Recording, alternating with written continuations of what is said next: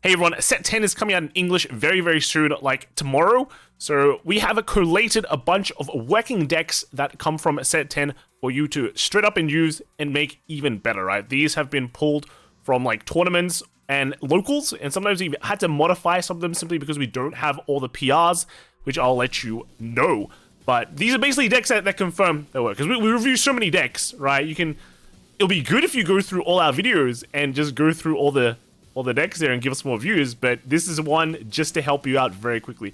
Also, just to let you know, if you like supplies, we are having there is a sale on BCW right now. So if you just follow the link and use the WTC code, actually they're 20% off until I think it's like the 18th of June. It's basically like the Father's Day sale. So grab your supplies now, you get some big savings, and help support us too, right? So with that, let's kind of jump in with some of the new decks that are coming out from set 10, which is a big set, huge set, right? This is Jiva. So this one is a locals deck because Jiva really isn't that successful right now because Gandiva is in the field. It's just demolishing everything. So why play a deck that relies on regards?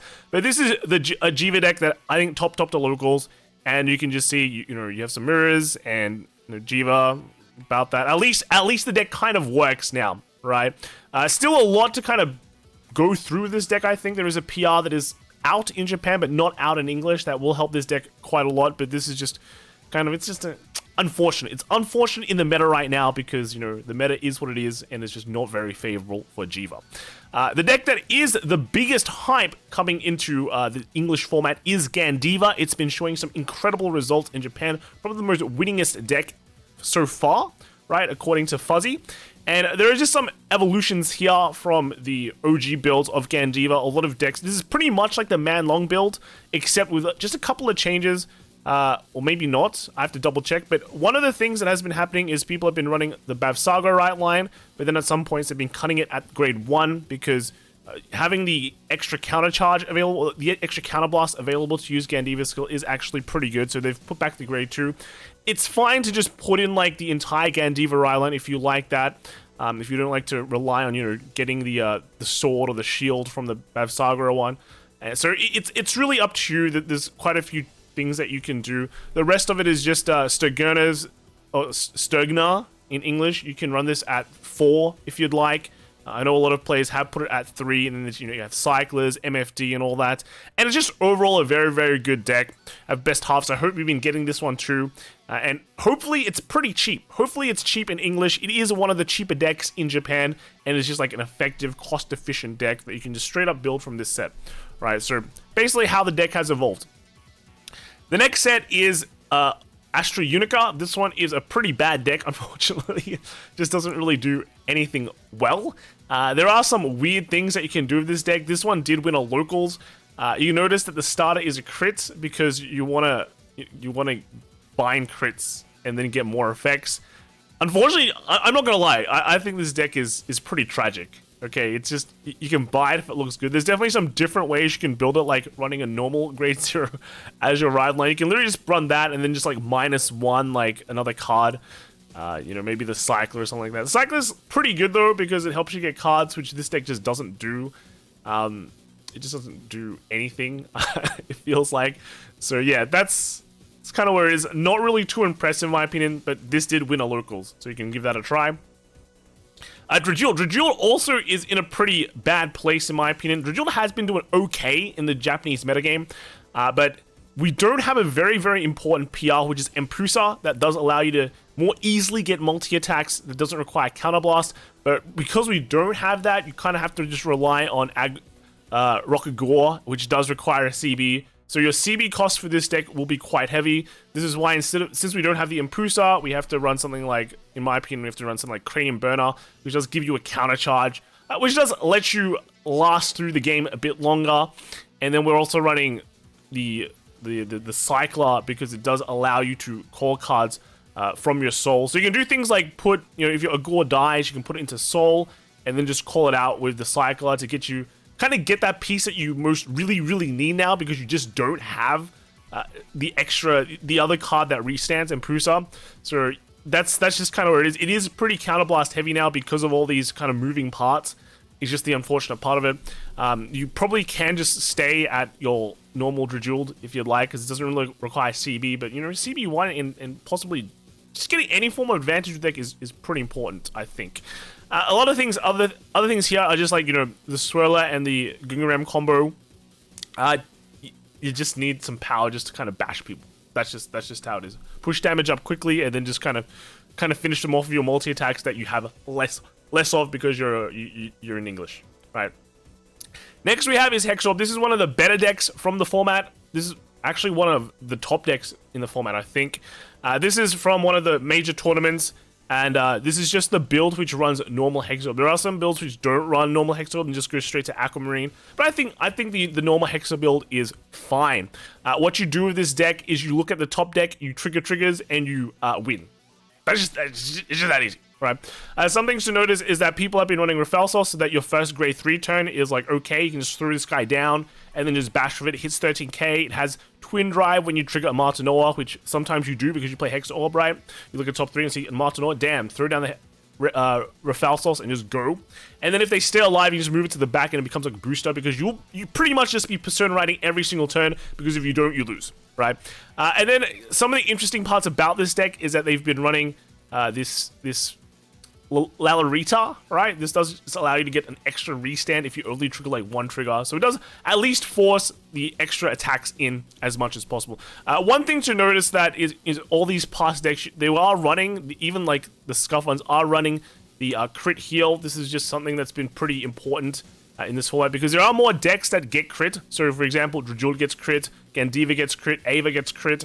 So all these decks will benefit from the extra 25k will benefit from the 25k shield heal. This one is running a bit of a strange one, which is the extra grade becomes 20k shield heal, but these are all replaceable. I just want to say that most of these triggers are replaceable to be, you can put in whatever you want. You want draws, you can.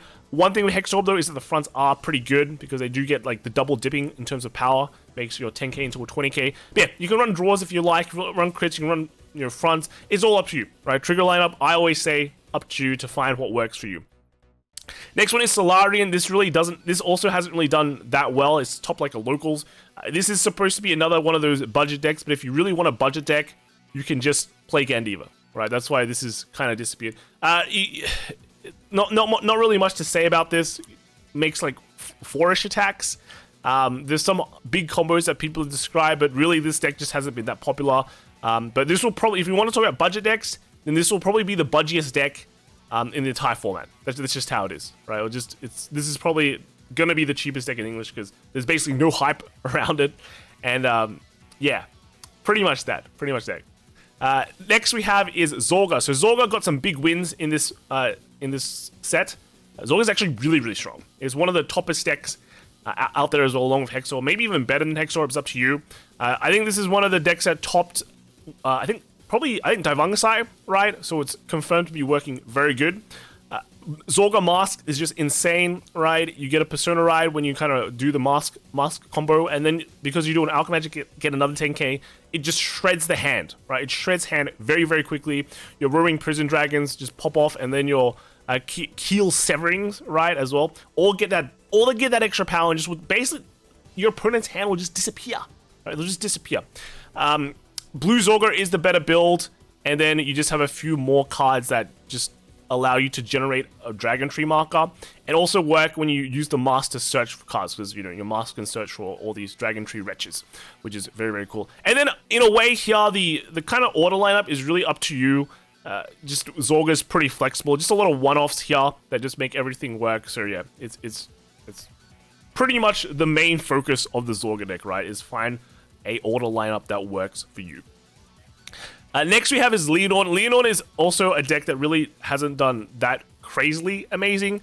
I think this one I think either top locals or was like top 16 somewhere, very far away. But this is Leonorn Mask. Leonorn Masks does kind of multi attacks. You can do like 5 attacks at weaker power compared to Zorgo. But I think mostly the most important part is get your mushrooms.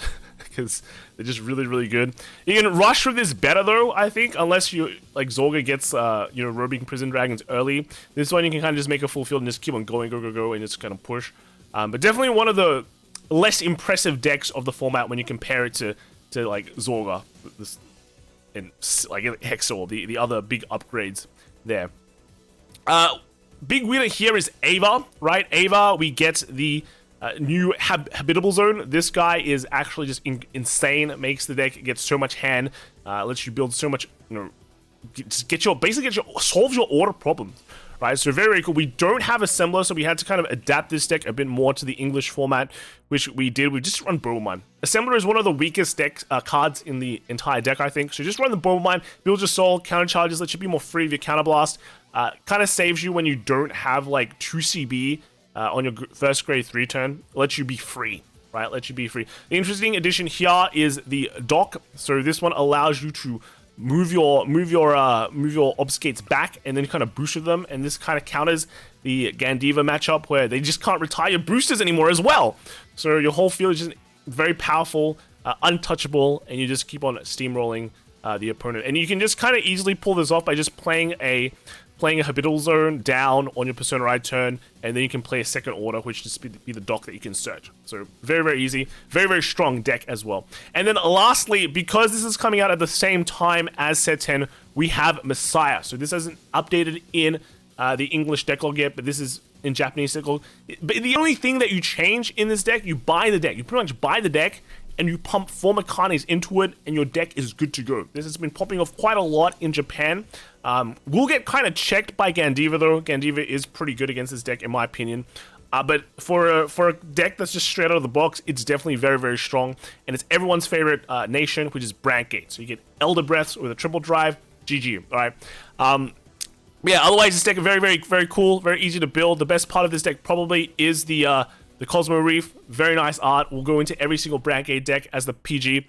And just overall, just another easy way to get into Vanguard, right, for a new player. But with that, that is basically all the decks this time. Very quick. I just want to be very, very straightforward. If you want decks, right, this is how you build them. And then you can just jump into the format immediately. And yeah, if you want to see the deck codes, they are below. Make sure just for the last one, the Messiah one, you are using the Japanese deck log. Otherwise, you won't be able to see it. And with that, let me know what you guys think in the comments below. And I'll see you all next time. All right, bye.